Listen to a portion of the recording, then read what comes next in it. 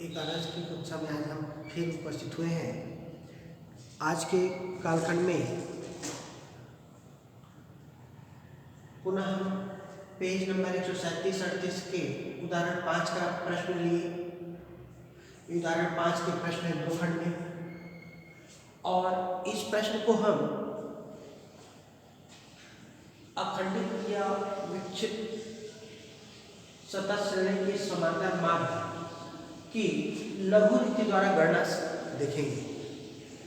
जैसे मैं पिछले कई कालखंडों में बताते जा रहा हूँ कि हम प्रश्नों को उनके स्वरूप के आधार पर किस विधि से बनाएं, इस बात को समझना ज़्यादा जरूरी है। इन प्रश्नों को हमने इस लघु रीति का प्रयोग इसलिए किया कि इन सवालों में समकों की जो पदमालाएं बहुत बड़ी बड़ी हो जाती हैं। पिछले साल में जैसे हम देखें कि गुणा भाग में बहुत बड़े बड़े सवाल आ रहे थे, तो उसमें दिक्कतें होती थी। तो ये गुणा भाग के जोड़ घटाव के जो सवाल प्रश्न हैं, संख्याएं हैं, इनको छोटे करने की पद्धति को ही हम लोग लघु रीति के नाम से जानते हैं। और इस सवाल को फिर बनाने के लिए उसी प्रश्न को आगे चलते हैं। और देखिए, पहले में प्राप्तांक और छात्रों की संख्या आवृत्ति तो दिया हुआ है। सबसे पहले पर प्राप्तांक का माध्य मूल्य निकाल लेते हैं। माध्य मूल्य निकालने का तरीका जैसे बता दिया गया पहले कि इसके लिए हम लोग सूत्र लेंगे x बराबर m1 प्लस m2/2। इस सूत्र की सहायता से निकाल लेते हैं न्यूनतम सीमा और उच्च सीमा। वर्गांतर की निम्न सीमा और उच्च सीमा का योग करके 2 से भाग देते हैं, वर्गांतर निकल जाता है। उसके बाद हम क्या करते हैं, कल्पित माध्य से विचलन निकालने के लिए कल्पित माध्य चुन लेते हैं। इनमें से कल्पित माध्य जैसे मैं चुना, मेरा कहना है कि ये हम लोग अपने मन से चुन सकते हैं। इसको 1 से व्यक्त करते हैं। यहाँ पर हमने कल्पित माध्य 35 लिया, इसको यहाँ 35 ले लेते हैं, ठीक। और उसके बाद कल्पित माध्य से विचलन निकालें।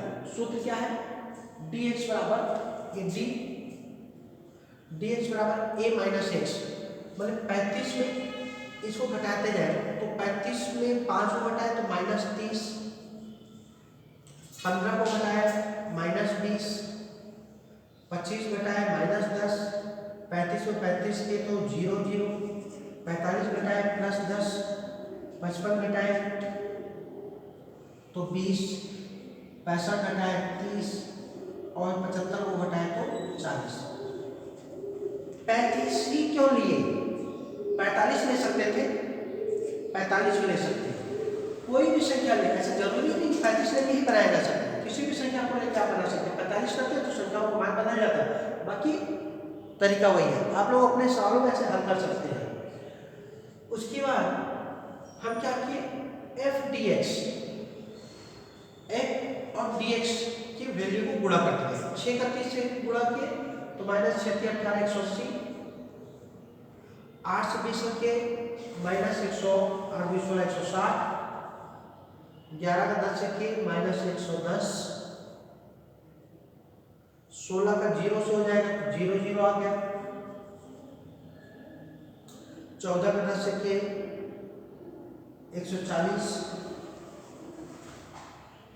8 का 55 से के 8 × 5 = 40, 8 × 5 = 40, 4 × 44, ये 8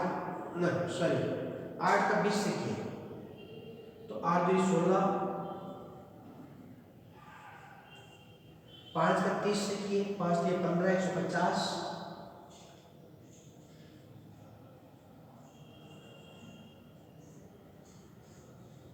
फिर 2 को 75 से किए 40 से के 80, ठीक। किसका गुणा हुआ, ये छात्रों की आवृत्ति का गुणन माध्य विचलनों से किया जाए तो ये संख्या प्राप्त हो गई। अब इसका योग करना चाहिए। योग करने के लिए एक सरल तरीका ये है कि पहले आप लोग ये माइनस और प्लस दोनों संख्या है तो माइनस माइनस का अलग, प्लस का अलग योग कर घटा दीजिए, जो शेष बचे उसको लिखना है। ये तरीका है।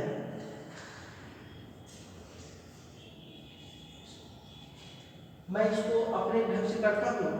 घटाने के लिए -+160, ये -160 काट दिया, 180 14 जोड़ दिया 290 90 हुआ, अब मैं यहाँ देखा 140 और 190 पे जोड़ दिया, 150 और 190, अर्थात ये दोनों योग इन दोनों योग के बराबर होगा।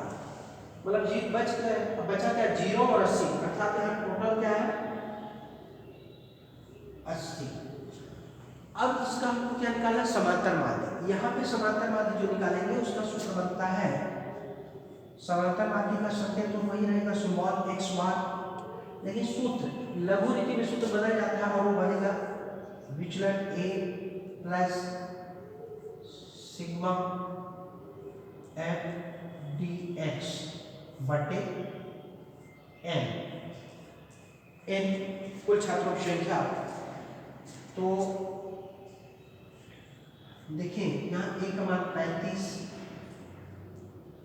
प्लस इसका मान 80 आ गया बटे 70, हमें 0 0 काट दिए, 35 प्लस देखिए 7 से 8 को भाग दे। फिर से मैं बताया कि ये तरीका अपना है, हम किस तरीके का प्रयोग करें। 7 एकम 7,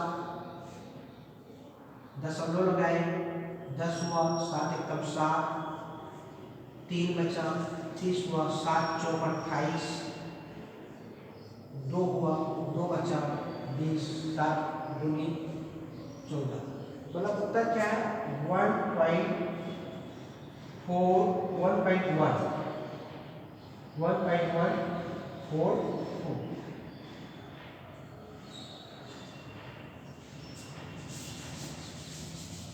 इस संख्या को मैं यहाँ लिख लिया, अच्छे से लिखने के लिए मैं इसको फिर से